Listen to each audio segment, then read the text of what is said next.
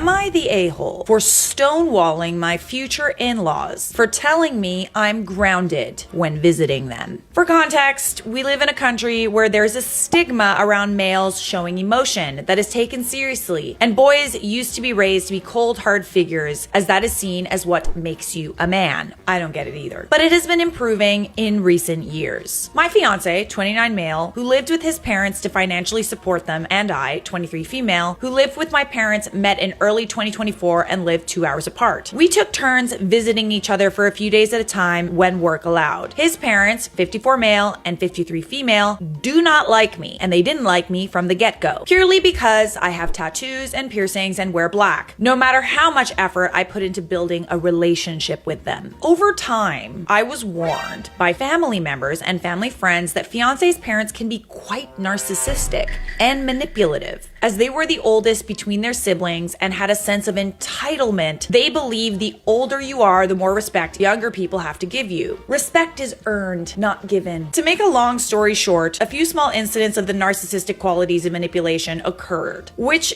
I ignored, trying to give them the benefit of the doubt. My dad, 50 male, is one of the more caring and emotional types of males and allowed me my freedom when I was younger, as well as always showing love and affection. Fiance's dad is the opposite. One week, while I was visiting there and fiance was at work, I felt claustrophobic and anxious, so I went on my motorcycle for a ride around town. Said town is known for its safety and I know it well. I'm an excellent driver and rider. I called my fiance and informed him my plans and sent him my live location. I told his mom where I was going and his sister-in-law, 25 female, who was living with them at the time. His dad was out doing some work, so I did not get the chance to tell him. After an hour of writing, my fiance calls me and tells me his dad wants to have a chat with me when I get home, and informed me he sounded upset.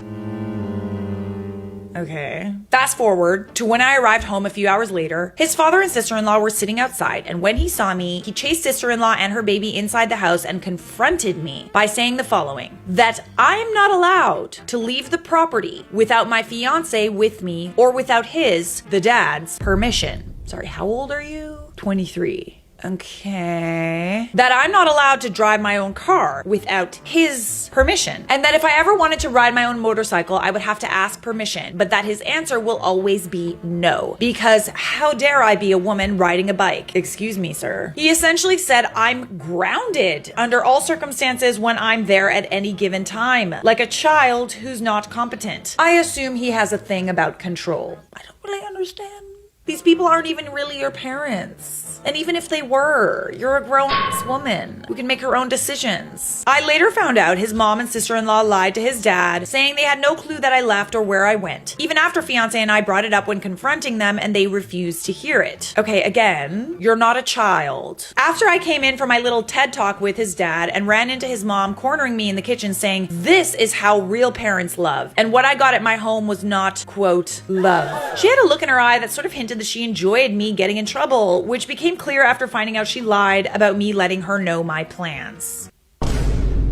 Side-eye cam. I switched my feelings and emotions off, went to the room, packed my bags, and left. When fiance confronted him that night about his unfair behavior, he had the typical my house, my rules argument and used raising his voice as a means to win the argument. I informed him I will not be setting my foot on their property again and I have no interest in associating with them. My fiance supported me and understood, but I told him that just because I didn't want to see them or have a relationship with them, that it didn't mean he had to do the same. He's a full-grown man with his own freedom, but he said after seeing his parents knowingly treat someone he cares about like that, he did not want to be associated with them after. Fast forward to today. We live together in his hometown. His parents have said on multiple occasions they have nothing to apologize for, so we continue to keep our distance from them. His mom calls him often, and at times he picked up some last things from their house, so she would complain about not feeling welcome at our new apartment and wanting to visit and complaining that they don't get to see us anymore. Well, there's a solution to this problem. Apologize.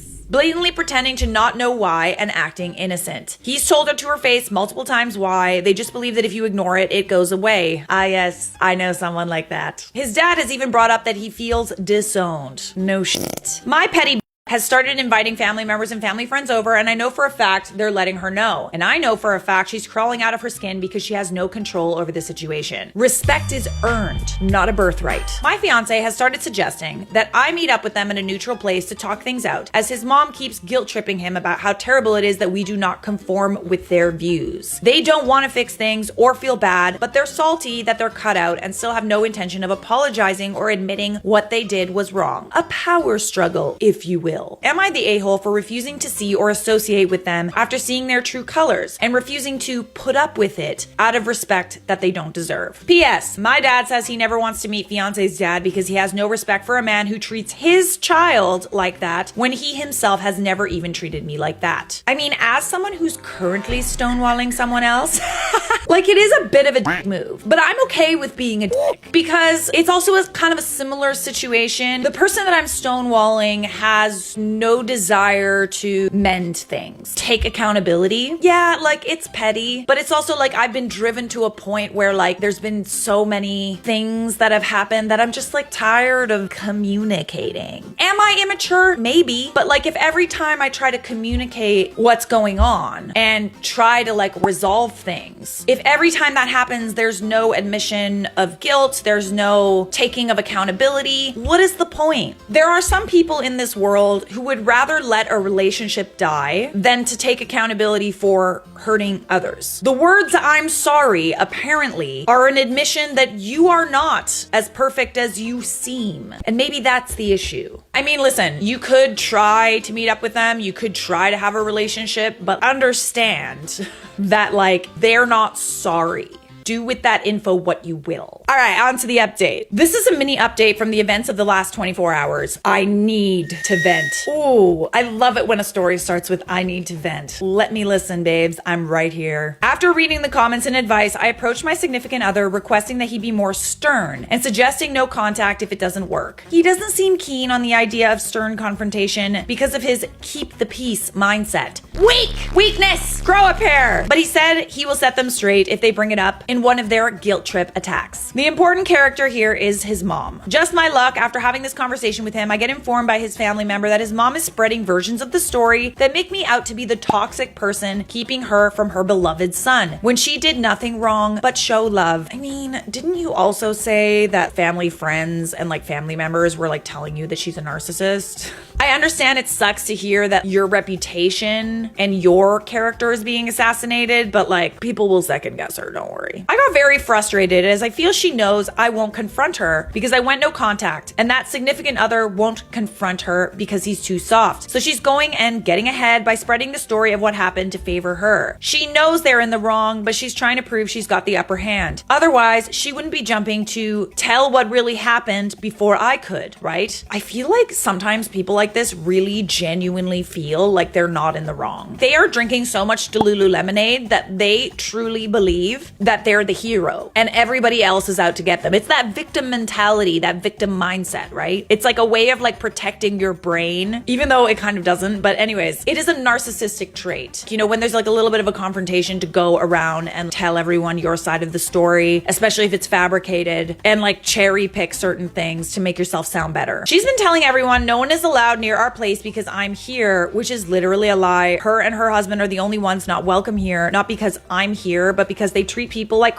and I refuse to accept it. She said I'm just a sensitive child trying to find other people to blame for my overreaction. She put a post on her WhatsApp about how people shouldn't be childish and stop blaming their behavior on others. And I find that so ironic. I feel defeated and invisible to my significant other because he's struggling to understand how he's setting a bad precedent by letting them say these things without consequence. It's because he's used to it, babe. He thinks that's normal. I explained that I would prefer we both went no contact to solidify our boundaries as they don't expect it from him. Thus, it might actually achieve some kind of progress. My anger has been building, my patience weaning, and I feel like showing up there and telling them exactly how delusional and entitled they are. Do not Stick to your guns. They're not gonna hear it. They want you to freak out. They literally do. They're painting you as this crazy girl that's like toxic and keeping their son from them. They want you to buckle and to have a meltdown. Don't do it. I'm frustrated. I feel muted and losing hope. I don't necessarily hope for them to come to their senses, as I know it's not likely, but I'd rather hope for significant other to just back me up and be a bit more stern. Would I be the a-hole if I showed up there and fought them on their